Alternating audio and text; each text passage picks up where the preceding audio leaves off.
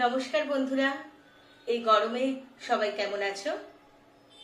চলো আজকে তোমাদের জন্য নিয়ে এসেছি পমফ্রেট মাছের একটা রেসিপি। এখন অনেক পমফ্রেট মাছ উঠছে, তাহলে চলো দেখে নেওয়া যাক আমি পমফ্রেট মাছটা কেমন করে বানিয়েছি। পমফ্রেট মাছের এই রেসিপিটার জন্য প্রথমে আমি পমফ্রেট মাছ নুন হলুদ দিয়ে মাখিয়ে রেখেছি, কিছুক্ষণ মাখিয়ে রেখে দিয়েছি। একটা জায়গায় একটু ধনেপাতা আর কাঁচা লঙ্কা কেটে নিয়েছি। ধনেপাতাটা ঝিরিঝিরি করে কেটেছি আর কাঁচা লঙ্কাটা লম্বা লম্বা করে কেটে রেখেছি, ওটা শেষে দেব।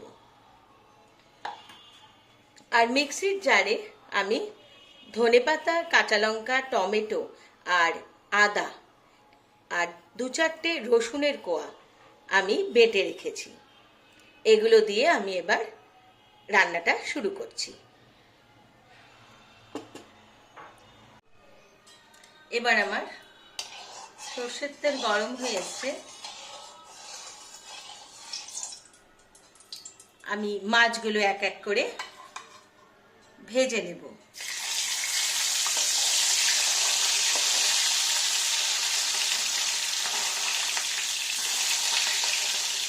খুব কড়া করে ভাজবো না, আবার খুব কমও ভাজবো না, একটু লাল লাল করে ভেজে নেব। মাছগুলো অনেকটা বড়, তাই আমি একটা একটা করেই ছাড়ছি।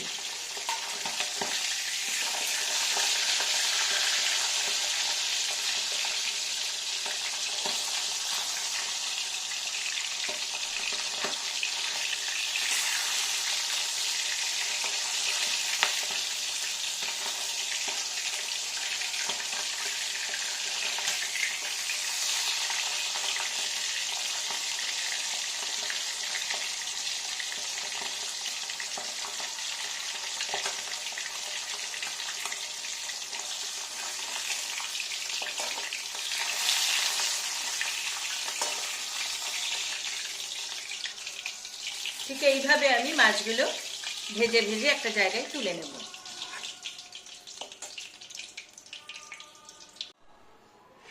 বন্ধুরা, আমার মাছ এরকম ভাজা হয়ে গেছে। কড়াইয়ে তেল গরম, এই গরম তেলে আমি একটা কাঁচা লঙ্কা ছিঁড়ে দিয়ে দিলাম।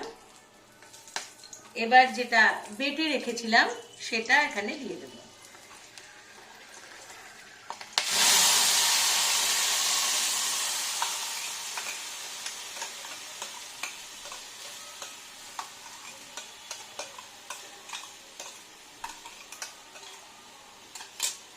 এর মধ্যে আছে ধনেপাতা, কাঁচা লঙ্কা, টমেটো আর কটা রসুনের কোয়া।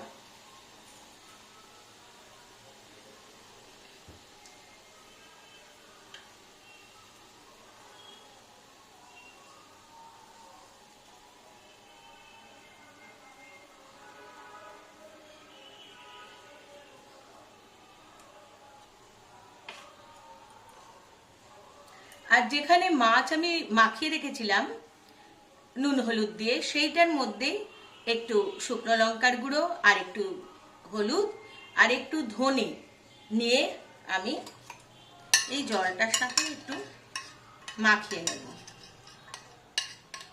ভালো করে মাখিয়ে নিয়ে ওটাও ওইখানে দিয়ে দেব।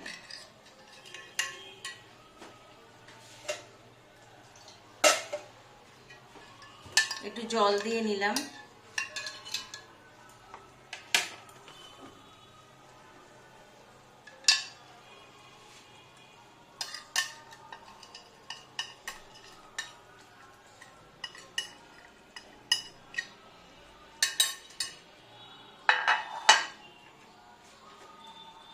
এবার এটা নাড়াতে থাকবো তেল ছাড়া পর্যন্ত।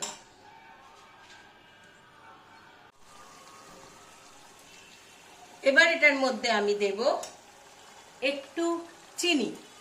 সব মাছে আমি মিষ্টি দিই না, কিন্তু এই মাছটায় যেহেতু টমেটোর পরিমাণটা একটু বেশি আছে, এই 4টের জন্য আমি 1.5খানা টমেটো দিয়েছি, একটু বড় সাইজ, সেই জন্য অল্প একটু মিষ্টি দেব, না হলে টকটা ব্যালেন্স হবে না।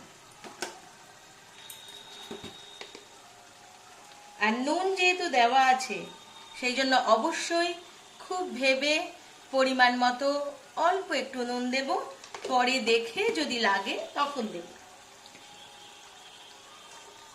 যতক্ষণ না তেল ছাড়ছে আমি নাড়াবো, একটু কষানোর মতন হয়ে আসবে, তারপর আমি মাছ ছাড়বো, একটু সময় লাগবে। এরকম দেখতে হয়েছে, একদম তেল কষা হয়ে গেছে, তেল বেরোচ্ছে। এই মাছ সবসময় সর্ষের তেলেই রান্না ভালো হয়, আমি সর্ষের তেলেই রান্না করছি। এইবার এটার মধ্যে আমি মাছগুলো দিয়ে জল দিয়ে দেব।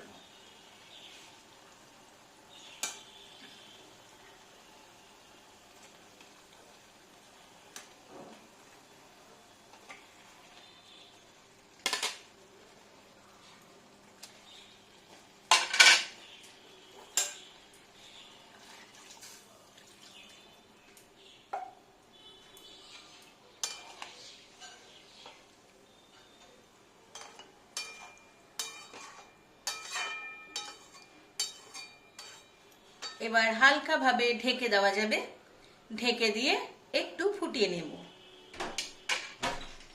আমার মাছ তৈরি। এবার আমি মাছগুলোকে আস্তে করে ঢেলে নেব এক জায়গায়। গ্যাস অফ করে দিচ্ছি। আমার মাছটা এরকম দেখতে হয়েছে। এবার এর উপরে আমি ওই যে কেটে রাখা ধনেপাতা আর চিড়ে রাখা কাঁচা লঙ্কা দিয়ে দেব। এই মাছ খেতেও যত সুন্দর হয়, দেখতেও খুব সুন্দর হয়। আমার ব্লগটি ভালো লাগলে অবশ্যই শেয়ার আর সাবস্ক্রাইব করে দিও। কমেন্টে জানিও কেমন লাগলো, লাইক দিতে ভুলো না। তাহলে আবার দেখা হবে অন্য কোনো ব্লগে। এখনকার মতো নমস্কার।